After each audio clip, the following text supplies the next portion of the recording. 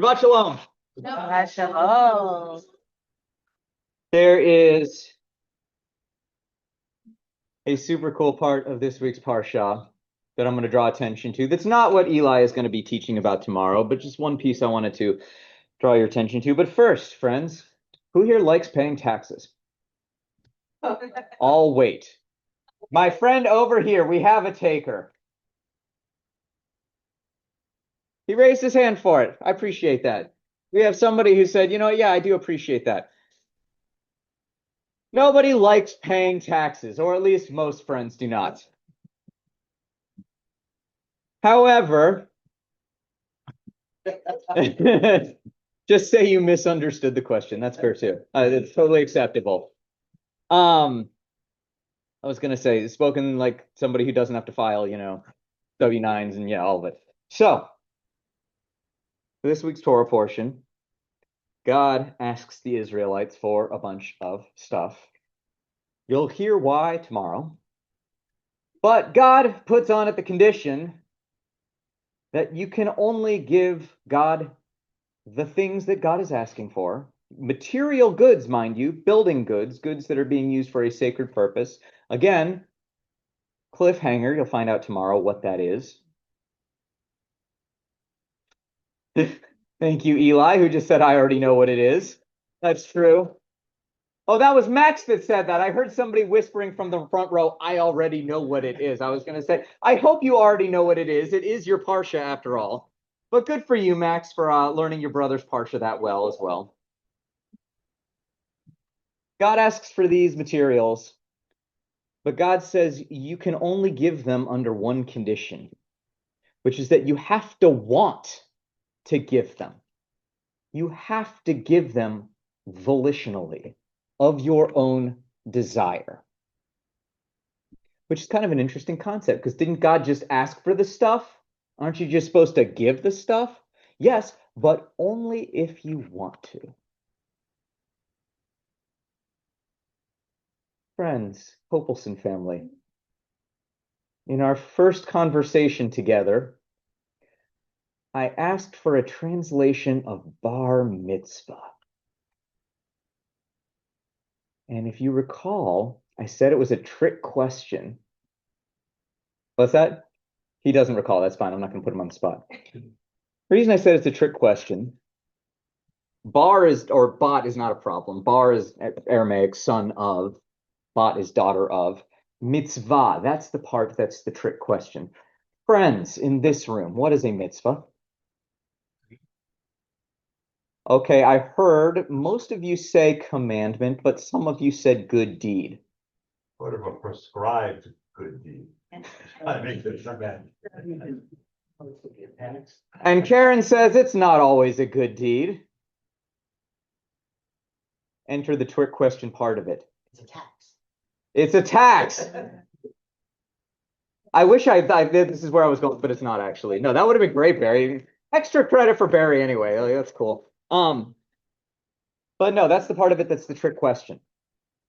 Because there isn't a single English word that you can use to cleanly translate the word mitzvah. If you try and translate it as, I've heard people say, like charity, caritas, the English for that is same as cardio. It means from your heart, purely from the heart. Law is, however, a very different concept than anything that has anything to do with your heart. And Hebrew kind of blends it all together in this concept of mitzvah. Just like we get in this week's parsha, when God says, you must give me the following stuff, but you have to want to do it. And this is where I'm coming back around to the tax part of it. It's an interesting idea that Judaism is putting forth perhaps how it is that we ought to feel about things around which we are commanded. It's not enough to do the thing, but actually this idea that you're supposed to have some kind of a connection to it and feel a certain way. The US tax code does not specify how you should feel about doing your taxes. You don't have to like it, you have to do it. Mitzvot are not quite like that, though. And this is the piece that I'm sitting with, is that to be doing holy things in the world, there's an intersection between what it is you're supposed to do and how it is you're supposed to feel, what the experience is of doing it, arguably how it ought to resonate with you. In other words, and I'm going to frame this in the words of my Rav, Rabbi Steve Sager, Zichrono Livracha. He used to say about prayer that sometimes you pray it, and sometimes it prays you. What did he mean by that?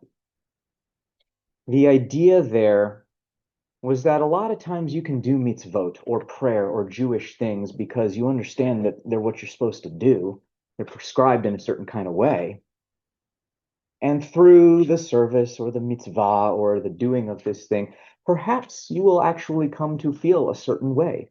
Ivdu et Hashem b'simcha, serve God joyously. But there are times that sometimes you can't summon up what that feeling is.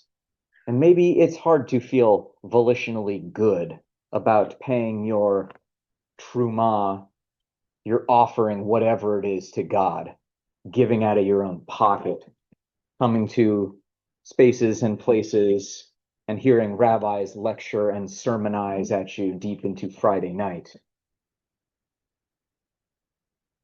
But then the other possibility is that by putting yourself in that space, it might actually take you somewhere else. It is the possibility that the commission of the mitzvah might actually be transformative in and of itself. That you don't have to show up and feel a certain kind of way because the power of mitzvah, of doing whatever that word means, may actually transform you through the very process itself. I want to offer that as a possibility within this stuff. A lot of us show up to religion and religious spaces and religiosity in a transactional sort of way, wondering, well, what's it got in it for me? What's it going to do and whatever? Judaism is sort of interesting in that it says, famously in Exodus, Naaseh v'nishma, we will do and then we will hear. Sometimes actually doing the thing, performing a mitzvah, doing a deed that is a subject of a function of law or a good deed, or making the world a holier place, sometimes it's just worth doing. And maybe you don't need to ruminate too hard on it. And maybe actually in its commission, it has the power, in fact, to change you yourself. And that's sort of that undefinable, untranslatable quality of what it means to do a mitzvah, or possibly even to become a son of mitzvah, as he shrinks in his seat. Shabbat shalom.